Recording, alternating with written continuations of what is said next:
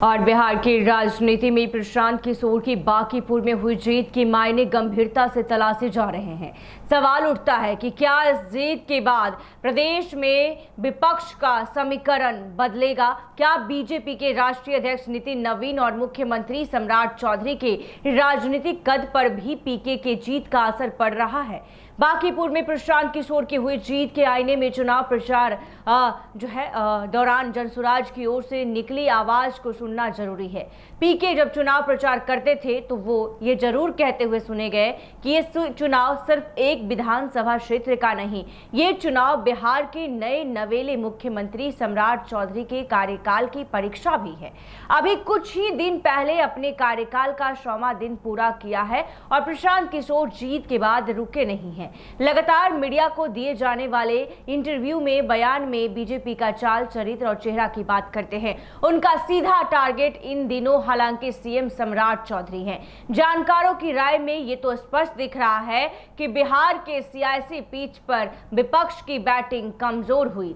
वैसे तेजस्वी यादव नेता प्रतिपक्ष, उनके कंधों पर बड़ी जिम्मेदारी है। पूर्व में क्रिकेटर रह चुके हैं, लेकिन क्रिकेट की तरह सियासी पिच पर भी फ्लेवर कर रहे हैं। ऐसे में बता दें कि साफ तौर पे लोगों का कहना है कि आरजेडी की जो स्थिति वर्तमान में है, उस हिसाब से देखा जाए तो प्रशांत किशोर के पास विपक्ष वाले स्पेस में अपनी जगह बनाना आसान है। प्रशांत किशोर की निगाहें अब पंचायत चुनाव और अगले साल होने वाले विधान परिषद चुनाव पर भी टिका हुआ है। इसमें कोई दो राय नहीं है कि तेजस्वी यादव ऐसे ही मेन मौकों पर विदेश घूमते रहते हैं तो प्रशांत किशोर विपक्ष की गद्दी के दावेदार बन जाएंगे।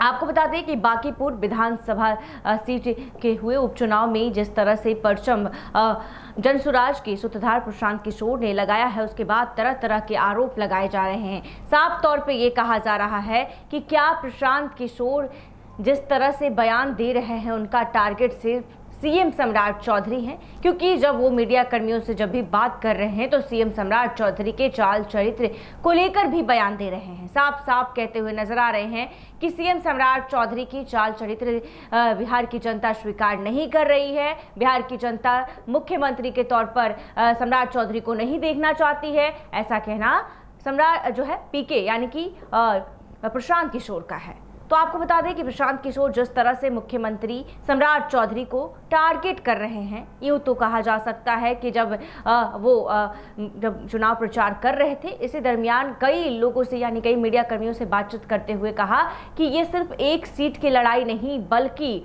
ये सम्राट चौधरी आए नए नवेले मुख्यमंत्री सम्राट चौधरी की अग्नि परीक्षा भी है। ऐसा उन्होंने क्यों कहा, इस पर अब सियासी पारा गर्म हो चुका है। इस पर लोग सोच रहे हैं कि आखिर पीके का इशारों में क्या कहना था, क्योंकि जिस तरह से लगातार पीके प्रशांत किशोर सम्राट चौधरी पर एक के बाद एक बड़ा हमला करते हुए नजर आ रहे हैं। ऐसे ही तमाम खबरों के लिए देखते रहिए NBC 24। धन्यवाद।